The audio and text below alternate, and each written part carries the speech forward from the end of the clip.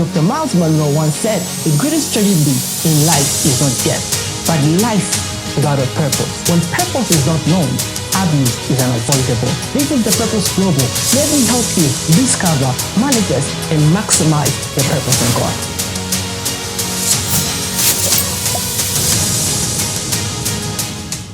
Hello, Mulibwanji, Mambo VP, Kev, Mulibu Runji. This is the Purpose Global, and it's your minister and coach, Mr. Peter Chushika Songo, and I'm here to bring to you part 2 of a Jehu Series. I'm super excited. Without wasting much of your time, let's dive in.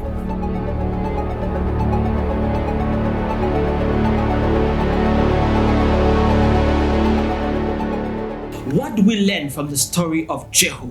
This particular video, I'm going to title it Jehu the Commander. Jehu the Commander. Why? Because if you were going to look at the story, I talked about the story in the previous video. You can check out the previous video if you've never watched the previous video. If you're going to look at Jehu, why did God choose a commander? Not a prophet, but a commander. All right? There was a prophet who was supposed to, defeat Jezebel. All right, there was another prophet that was anointed with the double anointing of Elijah, but still God directed Elisha to choose a commander.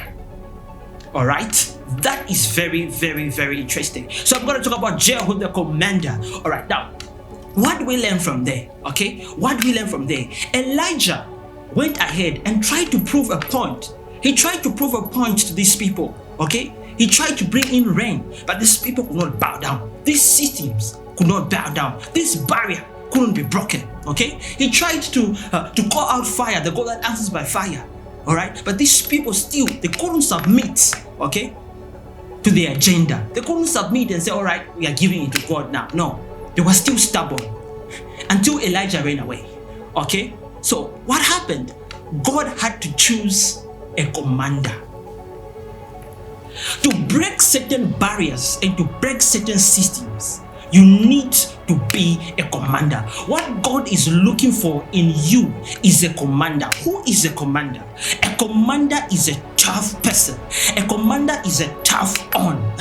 You understand what I'm saying? God is not looking for weak people, weak work people. God is not looking for people who are easy and cool. God is looking for people who are tough and they are ready to get what belongs to them. All right, who is a commander? A commander is not like a normal civilian. A commander thinks differently. A soldier moves differently. A commander works differently. He thinks differently. He's strategic and he's a leader. Okay, Prophet Elijah was gifted. He had the anointing. He had the value. He brought value on the table. Okay, but still Jezebel could not give in. Jezebel could not give in. But what happened? God had to look for a man who is a commander, a man who is tough. What am I trying to say here? All right, to break certain barriers in your life. I mean, all right, to break certain barriers, you just don't have to be good. All right, let me give you an example. You can have a degree. You can have a degree today, okay? You can have a good degree today. But the truth is, you face a barrier. You face a barrier, and a barrier called unemployment.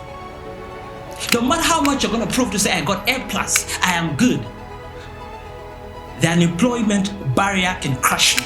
You can have a very good business idea, but if the market environment is not good, it might crush you. Why? Because the purchase demand is low in that particular place. Probably it's because of poverty, or probably because people cannot afford. Okay? What am I trying to say here? It is not about how good you are. I'm a good speaker. I'm a cool pastor. Life is not looking for people who are cool. God is looking for people who are gifted and are tough. God is looking for commanders, people who are ready to break systems. I don't know if you get what I'm saying here. All right? Tough men don't give up. All right? Tough men are people who are ready to fight to the last atom of their strength. Okay, you understand what I'm saying? They're ready to fight the last atom of their strength. They're not people who do business today and tomorrow and the other day they've changed their mind. They say, I've given up. No. God is not looking for such people. He's not looking for people who start with their purpose today and the following day they're like, no. You know what? I'm giving up. Same applies even to the Christian circle. For us to break certain system, we can learn from this. Okay, in Africa we've got a barrier called poverty. Okay, and for us to break that poverty, God is not looking for cool people. You are just cool, all right? Or you say, life shabby. This is just life. So let's go and drink up. Let's go drink up.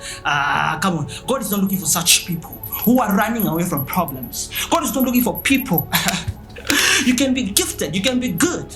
But God is not looking for such kind of people. God is looking for tough men who are going to break the system. People who are ready to fight. For you to achieve your dreams, for you to achieve that purpose in your life, you need to be tough. You need to possess the characters of a commander. You need to think different. You need to be sharp. You need to be alert. You don't have to be afraid. Okay? God is not looking for people who are afraid. That is the reason why, look at the Christian setup today, okay? Certain organizations are pushing in certain agendas, certain nonsense agendas, but yet the Christian community is just quiet.